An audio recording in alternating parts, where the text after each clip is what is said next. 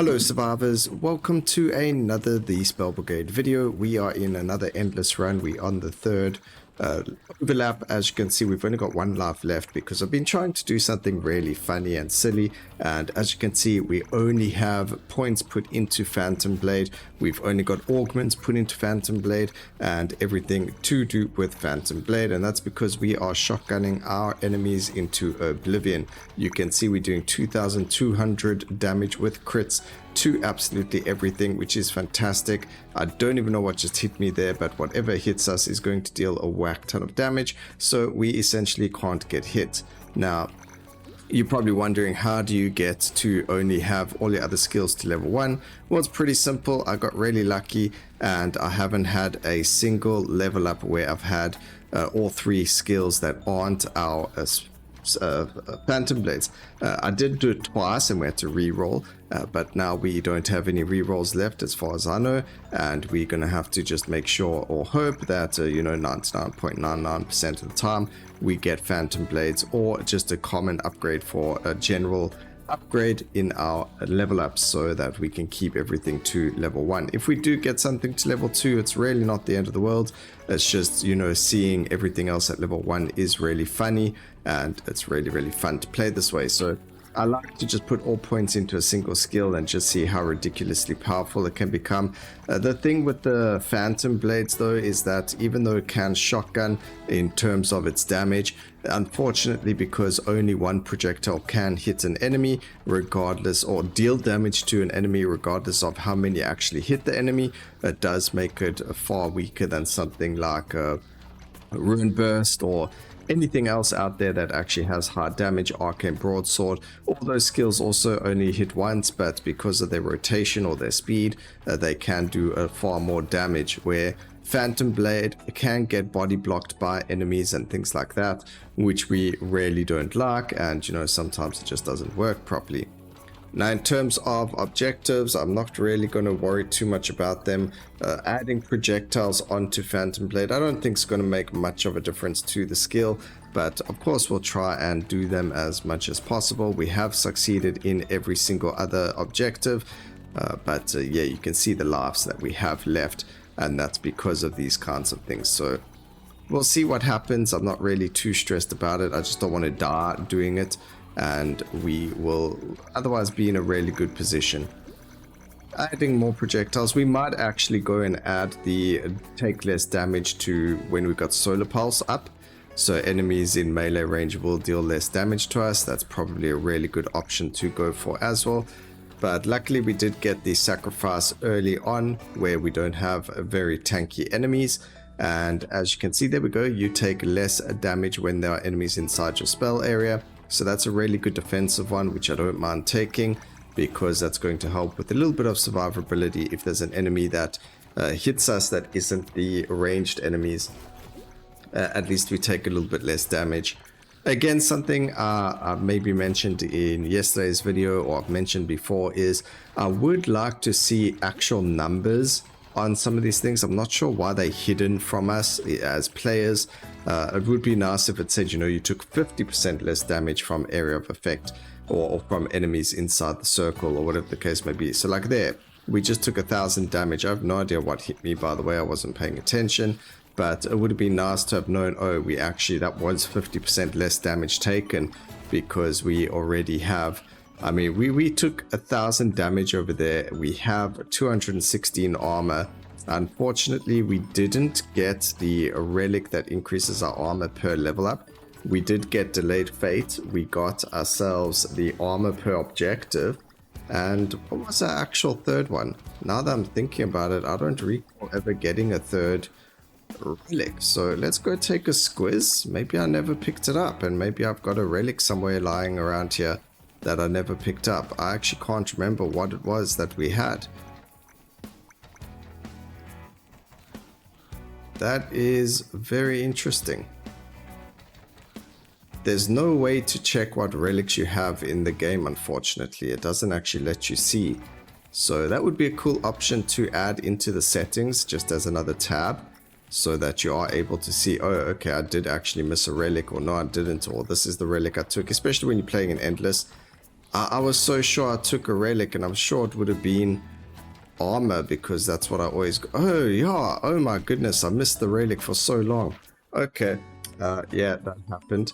We actually going to have to re-roll this. I want joint protection, there we go, and that just gave us a whack ton of armor. So that was 80 increased armor, which means we won't take 1000 damage. We'll now take 900 damage, but still not really the greatest, unfortunately, because of the amount of life we have. Although we do have 1900 life, so that is 2 attacks at least. Over here, as you can see, we take the dodge. We are sitting on a dodge of 38%, which is very, very low, especially for this high into the endless runs. Well, I say high, but it's actually not that high at all. I'm just still flabbergasted that I missed that relic. I was so sure. Oh, do you know what it was? It was the boss. I think it was when we fought the boss. I was like, oh, we just got the boss relic left, and I forgot that we actually had to get the relic after the 4th objective. So I kind of skipped over it completely, but it didn't really matter. I got delayed fate. I got everything that we wanted armor-wise. So I think we're in a good spot now. Much better, much faster. Absolutely. I mean, we are dealing whack tons of damage. Something interesting that I never knew, and maybe you guys didn't know either, but as you can see, Aether Beam is the only skill in the game that can hit those enemies that go underground. So it actually deals damage to them while they're underground. Every other skill, you can target them, but it won't actually deal damage to them, where Aether Beam does actually hit them while they are underground. So that's pretty interesting, something very weird that I just noticed. I don't know if it's a bug or if it's a special interaction with Aether Beam that it is able to actually deal damage to enemies, but it is what it is. Something cool for you to now know. And I just walked into the guy and took a 1500 damage for free. I still have my revive again, so that's up again. So if we do die, it's not really the end of the world. But I would like to not take lethal damage and have to revive if we don't have to. So let's hope that doesn't actually happen. Alright, there we go. We're looking for more projectiles if possible, otherwise something defensive. But there we go. These guys don't need additional pass. That's fine. We've just got even more projectiles over here. I don't even know how many we have anymore. It doesn't really matter. We've already had the skin before from Campanelli, so we didn't need to unlock it. That would have been us losing our life, but the dodge came in clutch. Oh my goodness, that was really good for us, and we are able to survive till another day because we didn't lose our life there. I would like more HP regen. If the game could give me another legendary +4 to life regen, that would be fantastic, but we get the crit instead. We're on a 47% crit chance now. I would like that at 50% as well, or even 100% would be fantastic. We've actually been very lucky with the amount of damage upgrades we received. We received a whack ton. We're on 165% increased damage, and that's general damage upgrades. So that's going to be damage upgrades for every single skill. So that's going to increase all of our base stats. A good example is, you can see we even doing 711 DPS with our rune burst over there, and we don't have a single level in it. So imagine if we put points into it. I just thought it would be quite interesting to do this just to see how far we could get.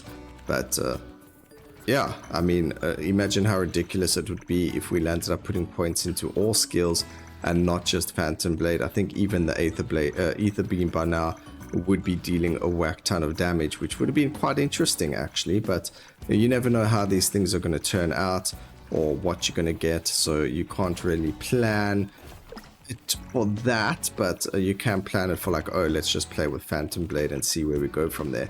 I mean, you can obviously plan it for doing a lot of damage with any skill, but getting yourself a lot of like 3 or 4 legendary Titan's Furies, I don't plan those kinds of things. They just happen with RNG. So if I knew that was going to happen this run, I would have played different skills. I would have played you know, a much higher, I probably would have gone and invested more into Rune Burst even, and gone with additional projectiles and so on and so forth. But we don't know these things, so I mean, look over there, we can't take it. We have to stick with the level 1 upgrades. because I mean the level 1 skills, again, in a parallel universe we would have taken something like that just to see how much damage we could have got in the end with that skill. Also, our cooldown reduction isn't really that good, 54%. We just haven't received any decent Veil of Haste upgrades, but Phantom Blade does have quite a decent amount of cooldown reduction on its own, although the cooldown reduction seems to affect how fast the actual attacks of the projectiles happen. So if you stand still, you can see there's nothing really that I haven't noticed. I mean, it's only when you're really moving that you feel like they one projectile, but otherwise it seems to be pretty good here. Go and kill these guys. You can see just how much damage we're dealing. It's fantastic. I don't know, I felt like cooldown reduction on the Phantom Blades felt more like it was attack speed, if that makes sense. So because we're firing in bursts, I felt like the burst fire went off faster, not us getting them better. But we got another sacrifice. This one's going to be a bit harder. Oops, we were lucky enough to dodge there. I'm probably not going to complete this one. We've got 1 life left. I don't really want to use it, but I don't mind using it to see how far we can get with the sacrifice. But if we have to, you know, not get the sacrifice, it's really not the end of the world. Enemies are very, very tanky as well, so you don't really want to spend your life doing it. If I can get a good explosion in there, then it's maybe worth it, but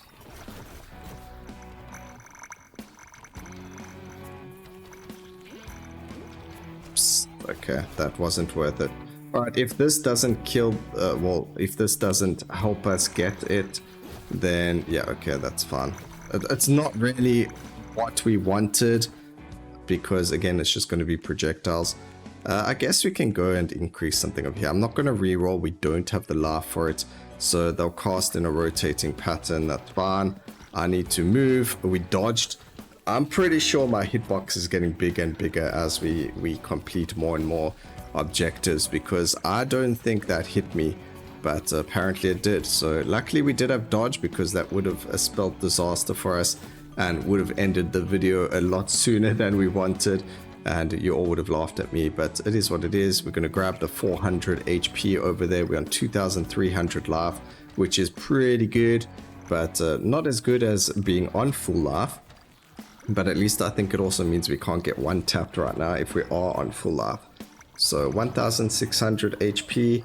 I think these guys can actually one tap us. It just depends on which enemy hits us. Something like those big ass crabs, if they hit us, we will probably die. So we want to make sure that we don't, because otherwise we'll be taking lethal damage, and we don't want to do that. We don't have our revive back up yet. We've still got a couple more. I think it's like 1 more minute or so until it's back up, which is fine. We just got to play a little bit more defensively until it comes back up again.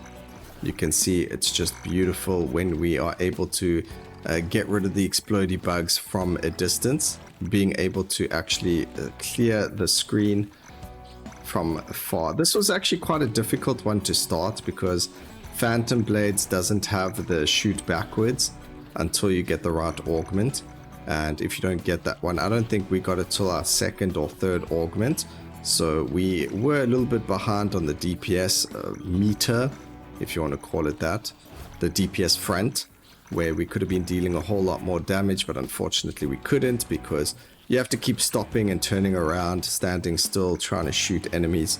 But it is a lot easier than having to do that now, although it kind of feels the same, even though we can shoot them from whichever way we're facing. However, we did have a, you know,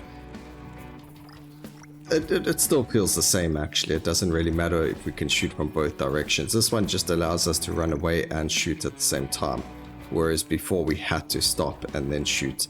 But as you can see, we still one tap a lot of the enemies, which is really, really good. Even the explodey bugs, making sure to kill them from far away. Alright, we did get our revive back now, so that's good. That means we don't have to worry too much. If I get a Seal the Rift, or if we get another sacrifice, that's going to be quite irritating, because we can get one tapped by the boss and we don't want to. So let's see what the game gives us. Alright, we actually got probably the easiest objective in the entire game, especially for something like Phantom Blades, where we deal so much damage. There we go, wait for him to explode, and then we're going to run to the bottom left. A Ruin Burst, I guess we can go for an additional projectile, whatever, it doesn't actually matter anymore.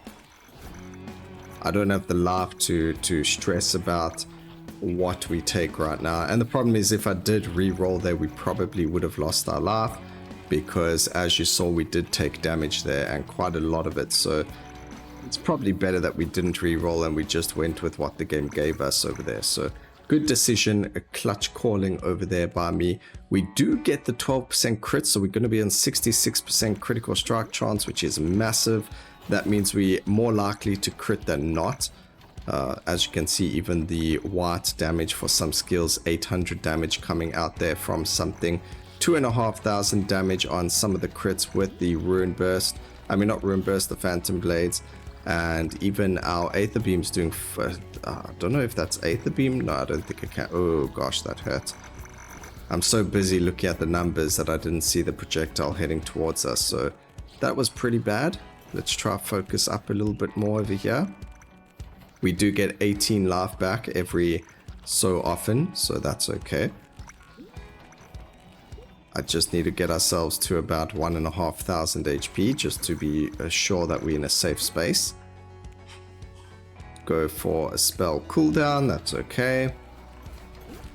And I don't feel like the cooldown matters too much. We got 54% plus whatever amount I've actually got on the skill itself. Probably a really high amount, because we did get a lot more cooldown options than we did damage options while leveling, which is also okay. Range may have been a really nice thing to see on Phantom Blades. Or pierce. Imagine if we could pierce with the skill. It would be ridiculous the amount of damage we'd be doing. Okay, we need to get rid of this healer. There we go, he just evaporated. Alright, so we don't have any more rerolls. This is really unfortunate. We have no more rerolls. Do we end the video over here, guys? No, we don't. Unfortunately, we do have to go and get one level 2. That's a bit unfortunate. If I had one more reroll, we would have been in a much better spot, but unfortunately, these things happen. And we took a lethal hit over there, unfortunately. 900 odd damage. That's just really sad. Okay, this is not looking good. Get me away from all of them.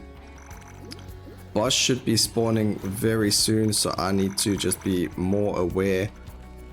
Make sure we don't get, you know, lambasted with projectiles or anything else. This is the hard part now, because what's going to happen is the boss is going to spawn, and he's also going to try and drop pillars onto our heads and deal the lethal blow to us. But as long as we are able to stay within a certain range, we should be able to do okay. I'm not getting enough damage upgrades. Crit, good, that's still fine. 63% chance to crit. We just need to stay in the open in a way that we're not gonna land up losing the round. But I think we'll be fine. I would like these big guys to be gone, because just now we walk into them and they've got a lot of damage, and that's the end of the run. So try and stay away from the big crabs. They do a whack ton of damage, more damage than what's necessary from them. So a lot of pickup range from us as well, so we don't really have to worry too much about whether or not we're actually going to pick up any of the XP. Everything's going to get picked up. So, but come on, bossy, it's time to spawn. Nope, he didn't spawn. We got lambasted by the jumping guy, which is not the end of the world. It is what it is. It was a 59-minute run. The damage we got, 8k DPS on Phantom Blades with 30 million damage. I hope you guys enjoyed the video. Please remember to like, comment, and subscribe for more videos like this in the future. And always remember, keep safe, survivors. Until next time, cheers.